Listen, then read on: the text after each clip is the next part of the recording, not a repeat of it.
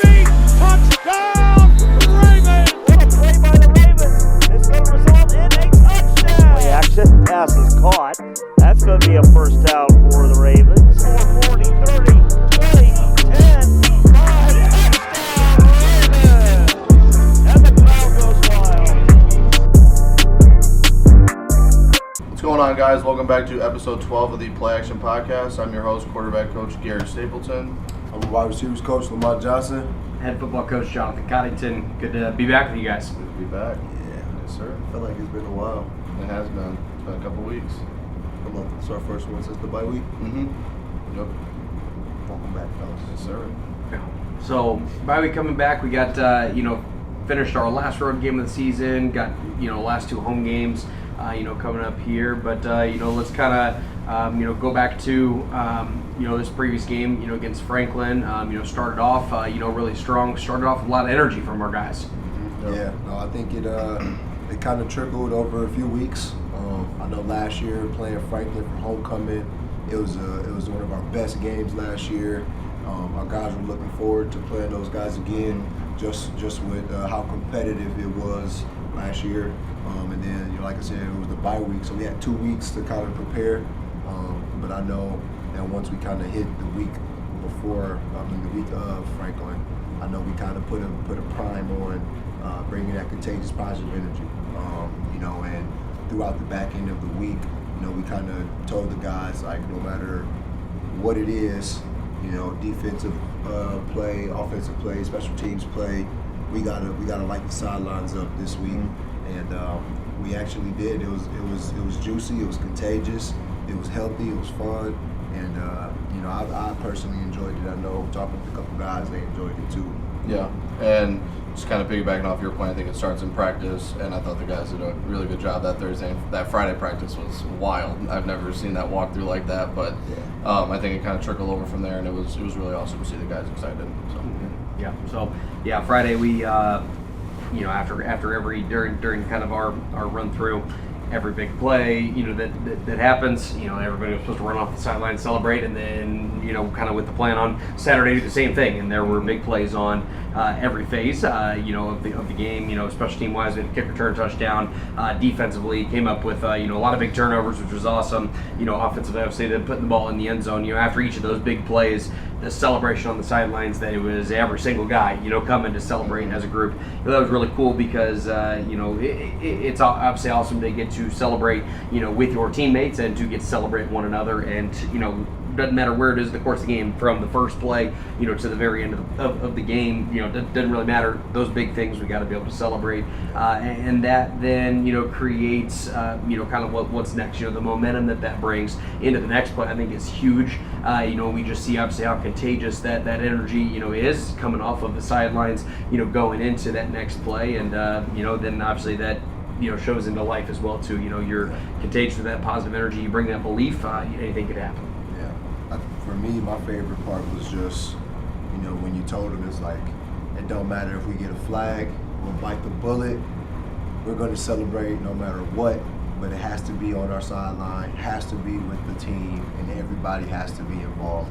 And I think we kind of blew the lid off the sideline like 3 or 4 times, and I didn't see a ref reach for his flag one time. So it was just good to see that we got to celebrate with each other at no cost. Yeah. No penalties called. Would have taken it. It'd have been on me if we did, but guys followed through. That was cool to see. Yep. And I don't know if you've ever seen the Georgia-Florida clip from like 2007, 2008. They scored the first game, or the first touchdown of the game. The whole team storms onto the field. I was like, I'm glad we didn't do that. We just kind of celebrate on the side. But that was the inspiration. That was the initial plan. We decided to modify the plan and go accordingly. But maybe November 16th. Yeah. No.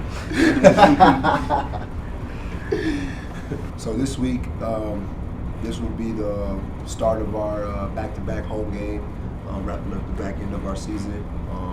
We got Ross Holman coming to town, so that's going to be pretty fun. We'll talk about the event we got for the home game against Ross Holman. Yeah, the Staff Faculty Appreciation Day. Yeah, our guys got 2 little little note cards with invitations on them. They were able to invite staff and faculty to the game just to show their appreciation. Our staff and faculty work really, really hard, working countless hours. I know I reference James, our janitor, a lot. He's just one of few, but it's really awesome to get to honor those people before the game starts and to show our appreciation for them. Yeah, I know that's really cool. I know it was something I'd never done in my career.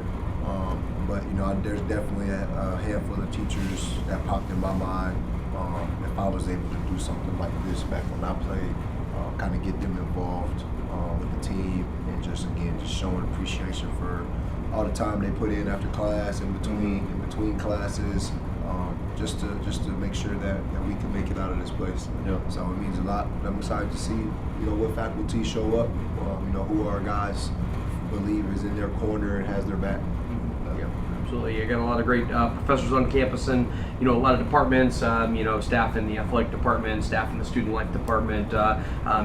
Just people all over campus that care about our guys, and we're excited to honor them that way. All right. So today's guest is going to be our senior DB, a transfer DB, Hurd. He's going to take us through some of his plays, some of his highlight moments from our game. So looking forward to see what he has to say about some of his moments. Yeah, it was really cool seeing him have a really nice impact game. I know on special teams, we've been kind of waiting to pop one. He'd been pretty close, getting around the 40 to 50 every time, so it was really nice to kind of see him get in the end zone and seeing all the guys celebrate. I know we've been talking about Juice this whole time, so it was really nice to just see the camaraderie this week. Yeah, I know. I was standing next to one of our guys, Alex Myers, and it was like right after we put the play in for the kickoff return, like which way we were returning and everything. Alex Myers was like, he's going all the way with this one. Watch, just watch. And next thing you know, he split through the middle, everything parted, and then me and Alex jumped up and down, holding each other.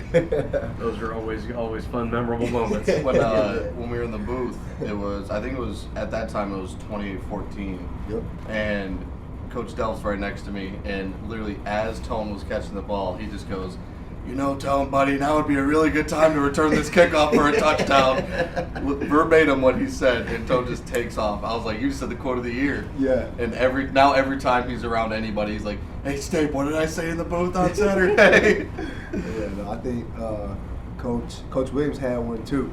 I forgot what game that was, but it's always good when people call it and it happens. Make you feel good. I thought he blocked. It was the Oberlin game with the interception. That's what it was. Yes. And Zaire sent me to the house. Yep. No, it'd be a really good time for this to happen. Yep. We need people to say that more often. Yeah. Well, welcome to the film room. I've got senior defensive back Tone Hurd with us today. Tone, welcome to the podcast. How y'all doing, man? Good to have you here along with us. So, we're going to go through a few plays from last Saturday's game. Before we do that, just kind of want to introduce you to to the audience, and so what first off, what brought you here to AU? Obviously it was Coach Barksdale, but I love the energy and the camaraderie out of everybody on the team. Like, that's what made me stay. And I could tell that this year we actually had something brewing. We still got something brewing. Absolutely. Well, in your time here so far, you've had some great impacts on the field in football. Also, track and field as well too. Tell us a little bit about your track and field experience here. So I was really a side mission coach. Yeah. So I broke two long jump records, and I set the 60 meter dash record too, and that was in the indoor conference. But I feel like all that did was prepare me for football this year. It really did.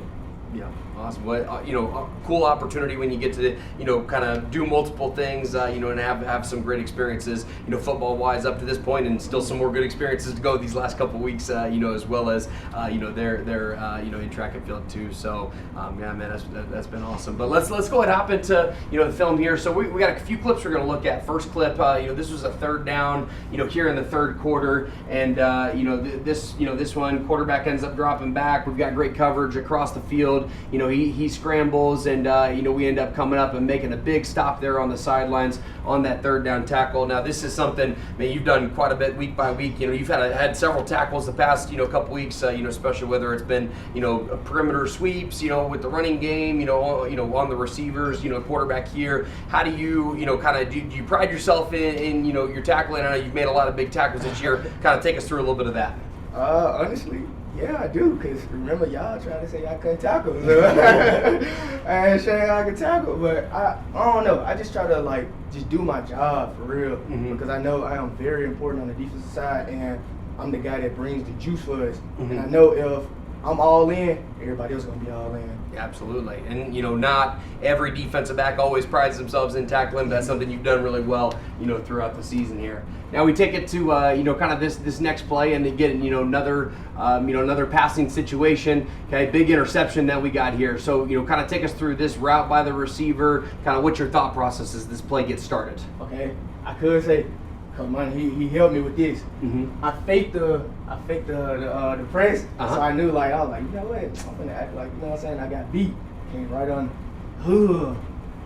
kicked it. Yep, big catch. So, and then at that point, we get ready to set up the return, work ourselves all the way there to the end zone. So, obviously being able to then, do some good things with the ball in your hands, which takes us to then, kind of our last play here, kickoff return. So, throughout the year, man, we've had a couple that have been really close to popping. This one finally does. What was the big difference of this one maybe versus, kind of some other ones? 100%, I trusted my teammates. I told them, if y'all just give me a little block, we're gonna take it to the crib. And I knew that this whole week, last week, everybody had the juice, and you could just tell during practice, everybody was on the same page. Coming into the game, we already knew that we was gonna do this. For real. Yep, absolutely. And, I don't know, I was being patient, and I just saw the hole, and I just took off. That's awesome. Yeah, trusting the teammates is big. They did a good job, setting up those blocks, and we take it all the way to the house there, and it was an exciting thing. And then take us through though. So what were we didn't quite catch on that clip. Could catch on the live stream though. When you talk about bringing the juice, what was it like then on the sidelines? That play after the interception, after the fumble in the first half, after the touchdown, there were some cool moments on the sidelines, right? Love it, coach. I love it. I feel like we always have that in practice. And now I feel like just the fans saw it in game, what we all just prepare and do like that. I don't know, coach. I just feel like, just like this week, we're going to get the win again, man, for real. Yep, absolutely. Well, definitely starts with, doing the little things right. Saw some good examples of that on the field, but also off the field too. But, man, appreciate you, being on here. Excited to go through that with you. Thank y'all for having me. So appreciate Tone coming on, taking time out of his busy day with class and everything, coming down to talk with us about some of his highlights. Really looking forward to see how the defense comes out this week. As we measure up against Ross Holman, there's going to be a lot of opportunity for some big plays on both sides of the ball, and I think it's just going to come down to execution and physicality. Ross Holman, they're a pretty solid team. They believe in what they do. I don't think that they're going to change pretty much, anything in their game plan. So like I said, I think it's just going to come down to physicality and execution this week. Yep. And kind of like you said, I'm just excited to, kind of see that complete game. It was nice to see that for the first half last week, and offense, special teams, defense was just all clicking, and it was really nice to kind of see how that momentum switched. And to see the away crowd was really quiet, away sidelines were shocked. So it was really good to see that, and I'm really hoping we can kind of translate that over into a full game and just get the train rolling from there. Heck yeah. So be sure to come out this weekend to one of our last few home games of the year. Faculty staff appreciation, and cheers on versus Ross Holman. God bless.